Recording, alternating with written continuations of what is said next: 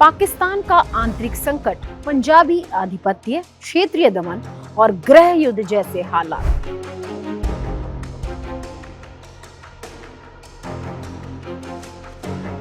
और सबसे बड़ा सवाल, क्या लुट गया है पाकिस्तान?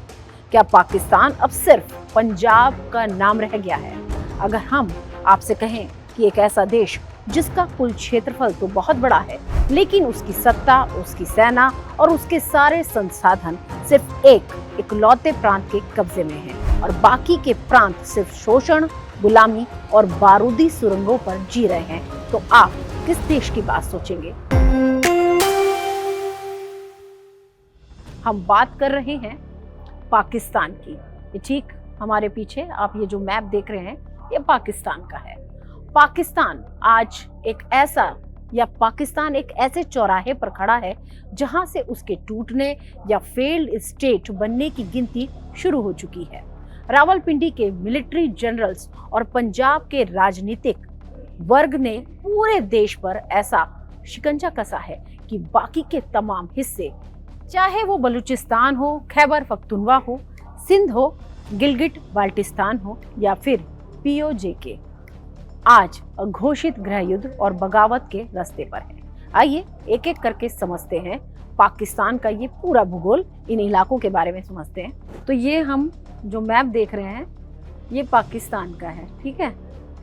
अब हम आपको दिखाते हैं, आप ये देखिए जिन इलाकों का मैं जिक्र कर रही हूँ पाकिस्तान के, ये है बलूचिस्तान, ये है सिंध, ये है पंजाब, ये है इसका खैबर पख्तूनवा का इलाका, और यहाँ पर आप देख रहे हैं इस्लामाबाद। तो ये तमाम इलाके जो बने हुए हैं, और ऊपर गिलगिट बाल्टिस्तान भी है और POJ के भी है। तो इस तरीके से पाकिस्तान जो है वो कई इलाकों में एक तरीके से बंटता जा रहा है। इन इलाकों का भूगोल क्या है, इनका इतिहास क्या है और कैसे पाकिस्तानी सेना ने इन्हें अंदर से खोखला कर दिया है। पंजाब का एकाधिकार, कैसे सिर्फ पंजाब ही पाकिस्तान चला रहा है।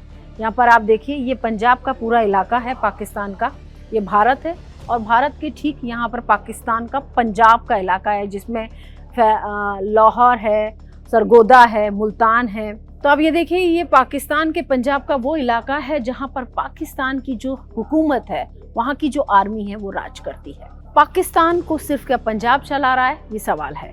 कहने को पाकिस्तान एक फेडरेशन है, लेकिन सच्चाई ये है कि यहाँ इंटरनल यानी कि आंतरिक उपनिवेशवाद चलता है, यानी कि किसी एक का ही कब्जा चलता है।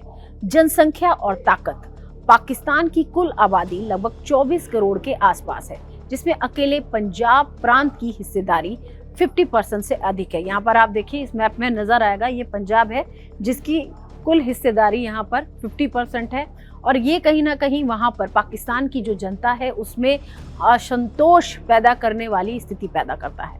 सेना पर एकाधिकार, ब्रिटिश काल से ही पाकिस्तानी सेना में पंजाब और उसके आसपास के इलाकों का वर्चस्व रहा है, यानी कि पाकिस्तान की जो आर्मी है उसमें ज्यादा से ज्यादा जो जनरल्स हैं और जो आम सैनिक हैं, उनकी हिस्सेदारी सबसे ज्यादा होती है। आज भी पाकिस्तानी सेना के जो शीर्ष जनरल से लेकर आम सैनिकों तक में 60 से 70% तक हिस्सा पंजाबियों का है।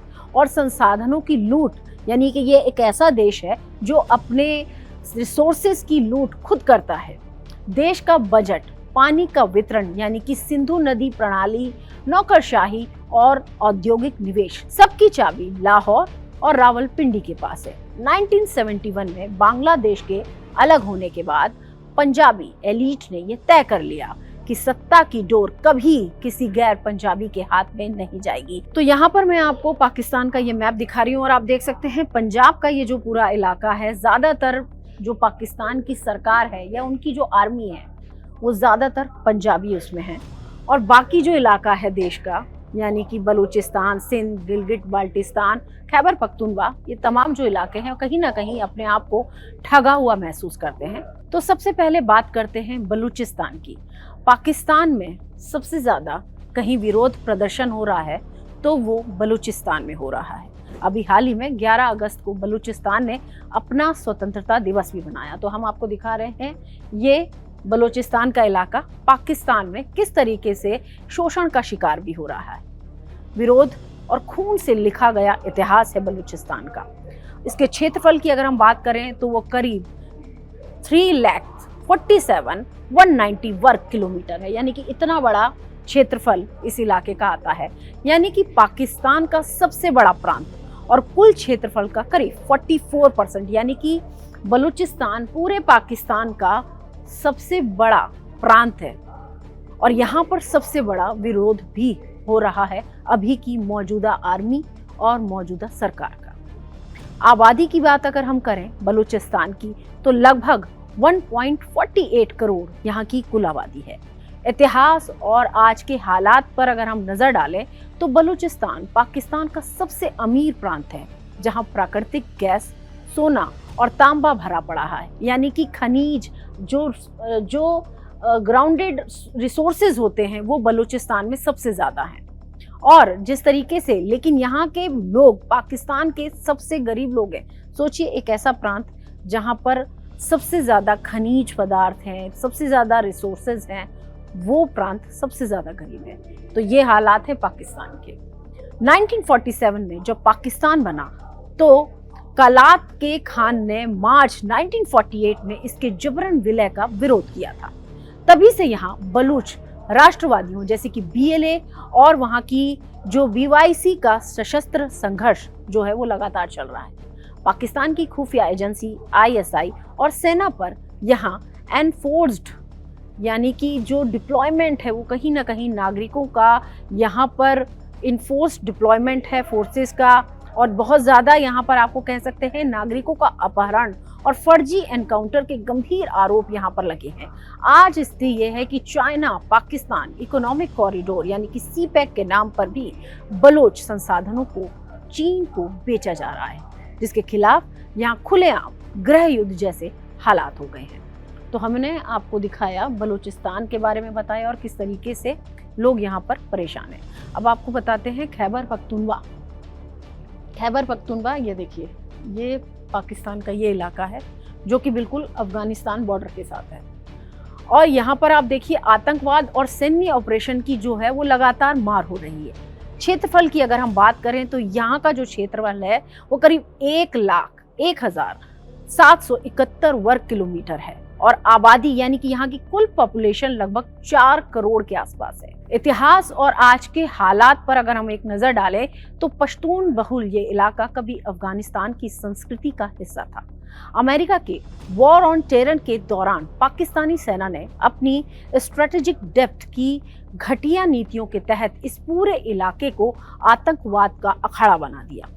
पाकिस्तानी सेना के अंधाधुंध सैन्य ऑपरेशंस में लाखों पश्तून बेघर हो गए। इसके जवाब में मंजूर पश्तून के नेतृत्व में पश्तून तहफूज मूवमेंट यानी कि PTM ने लोकतांत्रिक और अहिंसक विरोध शुरू किया, जिसे पाकिस्तानी सेना ने बर्बरता से कुचल दिया।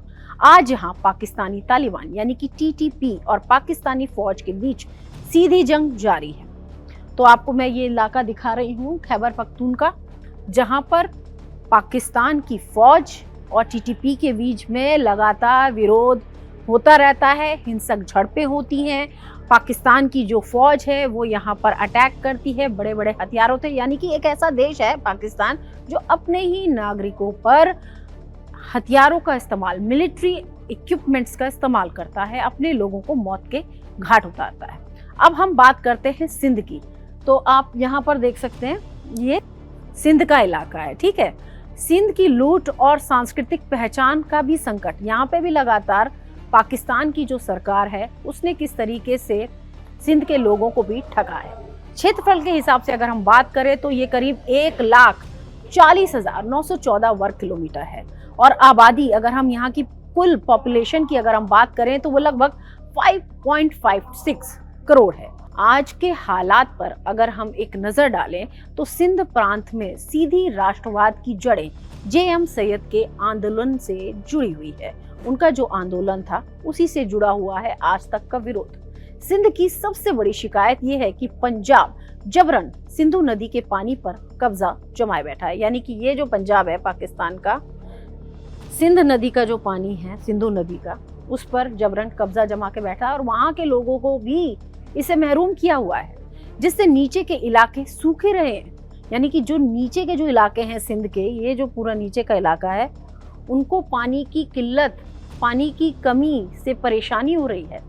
कराची जैसे आर्थिक हब में मूल सिंधियों को हाशिए पर धकेल दिया गया है और राजनीतिक असंतोष को दबाने के लिए यहाँ भी कार्यकर्ताओं के गायब होने की घटनाएं हैं। यानी कि एक ऐसी कंट्री, एक ऐसी आर्मी, एक ऐसी सरकार जो कि अपने ही लोगों का एक तरीके से किडनैपिंग करती है, अपहरण करती है और उसके बाद उन्हें मौत के घाट उतार देती है। और अब पाकिस्तान के 5वें इलाके की बात करते हैं, एक ऐसा प्रांत जहां पर सालों से विरोध चल रहा है, गिलगिट बाल्टिस्तान। यहाँ पर भी पाकिस्तान की सरकार, उसकी फौज का विरोध यहाँ की जनता कर रही है। संवैधानिक यानी कि जो संविधान के तहत लोगों के अधिकार होते हैं वो बिल्कुल शून्य है। गुलामी का एहसास यहाँ के लोगों को है। क्षेत्रफल, अगर हम इस पूरे एरिया की अगर हम बात करें तो ये करीब 72,496 किलोमीटर यानी कि वर्ग किलोमीटर का ये पूरा इलाका है। पॉपुलेशन की अगर हम बात करें तो करीब 17 लाख यहाँ पर लोग रहते हैं। इतिहास और आज के हालात पर अगर एक नजर डालें तो क्षेत्र कानूनी रूप से कभी पाकिस्तान का हिस्सा नहीं रहा, बल्कि ये जम्मू कश्मीर रियासत का विवादित भूभाग है जिस पर 1947 से अवैध कब्जा है, यानी कि ये भारत का ही इलाका है। पाकिस्तान के संविधान में इन्हें आज तक कोई नागरिक अधिकार या प्रांतीय दर्जा नहीं मिला है।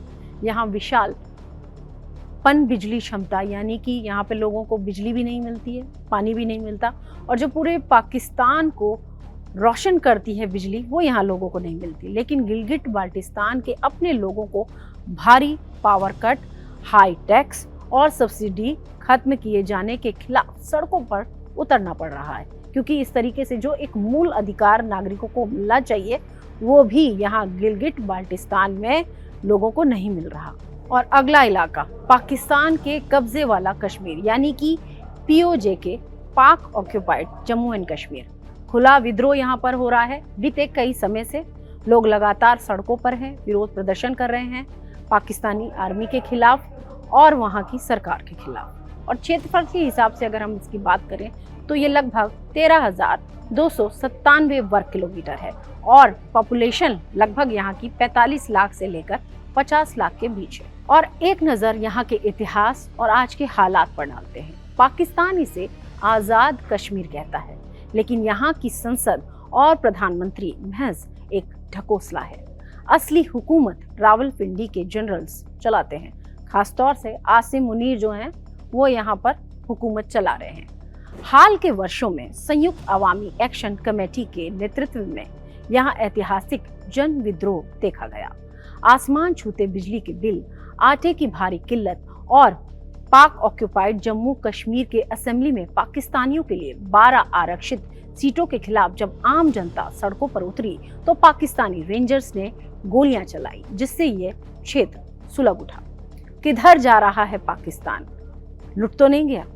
तो कुल मिलाकर कहानी ये है कि पाकिस्तान अब एक ऐसा देश बन चुका है जहां सिर्फ पंजाब और रावलपिंडी की सेना सुरक्षित है और बाकी पूरा देश, चाहे वो बलूचिस्तान हो या खैबर पख्तूनवा हो, सिंध हो, गिलगिट बाल्टिस्तान हो या POJK हो, एक अंदरूनी और खूनी गृह युद्ध की आग में झुलस रहा है। बिल्कुल खास बात यह है कि भू राजनीतिक विश्लेषक यानी कि जो एक्सपर्ट्स हैं और जो जानकार हैं, उनका भी यही कहना है कि ये एक बहुत बड़ा और गंभीर सवाल है कि क्या इन अंदरूनी विद्रोहों और अघोषित गृह युद्ध के चलते पाकिस्तान का भविष्य कई टुकड़ों में विभाजित होने की ओर बढ़ रहा है, यानी कि कई टुकड़ों में बंटने वाला है पाकिस्तान। इस संभावना को कई प्रमुख कारण और इतिहास के सबक बल देते हैं। सबसे पहले 1971 का इतिहास गवाह है। पाकिस्तान के टूटने का इतिहास पहले से मौजूद है। साल 1971 में पश्चिमी पाकिस्तान के शासकों, विशेषकर पंजाबी सैन्य नेतृत्व द्वारा पूर्वी पाकिस्तान, आज के बांग्लादेश, जिसे आज बांग्लादेश के नाम से जानते हैं और भारत ने इसे आजाद कराया था, कि बंगाली भविष्यों का आर्थिक, सांस्कृतिक और राजनीतिक शोषण किया जा रहा था। जब बंगाली जनता ने अपने अधिकारों के लिए आवाज उठाई तो पाकिस्तानी सेना ने सैन्य कार्रवाई की, जिसके परिणाम स्वरूप पाकिस्तान का भूगोल दो हिस्सों में बंट गया, यानी भारत ने उसे दो हिस्सों में बांट दिया और बांग्लादेश का जन्म हुआ। भारत ने उसे आज़ाद कराया। पाकिस्तान के जो यहाँ पर आप देख रहे हैं लगातार जो बर्बरता हो रही है, उससे उसे आज़ाद कराया। और जिस तरीके के हालात अभी पाकिस्तान में हो रहे हैं, 1971 में पाकिस्तान के दो टुकड़े हुए, एक पाकिस्तान एक बांग्लादेश, और आज बलूचिस्तान, खैबर पख्तूनख्वा और पाक ऑक्यूपाइड जम्मू कश्मीर के हालात कई मायनों में 1971 से पहले के पूर्वी पाकिस्तान जैसे ही प्रतीत होते हैं, वैसे ही दिखते हैं। बलूचिस्तान का बढ़ता अलगाव, बलूचिस्तान में बलूच राष्ट्रवादियों जैसे BLA और अन्य जो संगठन हैं का स्पष्ट एजेंडा है पाकिस्तान से पूरी तरह आज़ादी हासिल करना। उनका तर्क है कि पाकिस्तान ने उनके संसाधनों, गैस, खनिज, बंदरगाह को लूटा है और उनके लोगों पर अत्याचार किए हैं। जिस तरह से वहां लगातार पाकिस्तानी सुरक्षा बलों पर हमले हो रहे हैं, उससे ये क्षेत्र धीरे धीरे नियंत्रण से बाहर होता दिख रहा है। यानी कि अब पाकिस्तानी आर्मी के नियंत्रण से बलूचिस्तान बाहर होता दिख रहा है। पश्तून और सिंध का असंतोष भी हम देख रहे हैं। खैबर पख्तूनख्वा में पश्तून पहचान और अफगान सीमा से जुड़ाव के कारण राष्ट्रवाद की भावना मजबूत है। पाकिस्तानी सेना की आतंकवाद विरोधी नीतियों के नाम पर वहां के स्थानीय लोगों को जो भुगतना पड़ा है, उसने केंद्रीय सत्ता के प्रति नफरत को और गहरा किया है। सिंध में भी जल वितरण और सांस्कृतिक पहचान को लेकर सुलगता असंतोष है। समय समय पर सिंधी राष्ट्रवाद को हवा देता है और आर्थिक बदहाली और प्रशासनिक विफलता एक देश को एकजुट रखने के लिए मजबूत कैसे करेगी। अर्थव्यवस्था और प्रभावी शासन का होना जरूरी है। आज पाकिस्तान भयंकर आर्थिक संकट, भारी भरकम विदेशी कर्ज और दिवालियापन और उसकी महंगाई की मार झेल रहा है। जब केंद्र सरकार प्रांतों को आर्थिक रूप से संभालने में असमर्थ हो जाती है और जनता पर टैक्स का बोझ डालती है, तो क्षेत्रीय और प्रांतीय भावनाएं और अधिक उग्र हो जाती हैं।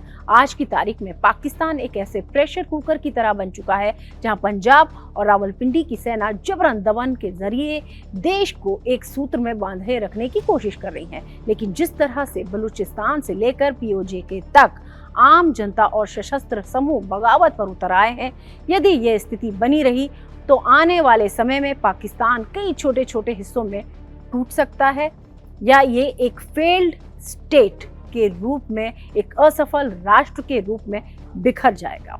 और भू राजनीतिक स्तर और पूरी तरह ये दिख रहा है और ये संभव माना जा रहा है। अंधाधुंध कर्ज, भुखमरी, सैन्य दमन और क्षेत्रीय बगावत के इस दौर में ये सवाल अब बच्चा बच्चा पूछ रहा है कि क्या पाकिस्तान अपनी ही सेना के जुल्मों के बोझ तले खुद ब खुद बिखर जाएगा, या पाकिस्तानी सरकार और आसिम मुनीर के खिलाफ मुखर होती आवाम की आवाज के बाद ये कहना गलत नहीं होगा कि अब तो लुट गया पाकिस्तान। इस पूरे मामले पर आपकी क्या राय है, हमें कमेंट सेक्शन में जरूर बताएं और वीडियो को लाइक व शेयर करना ना भूलें। हमारी इस खास पेशकश में फिलहाल इतना ही। देश और दुनिया की तमाम खबरों के लिए आप देखते रहिए TV9 भारतवर्ष। नमस्कार।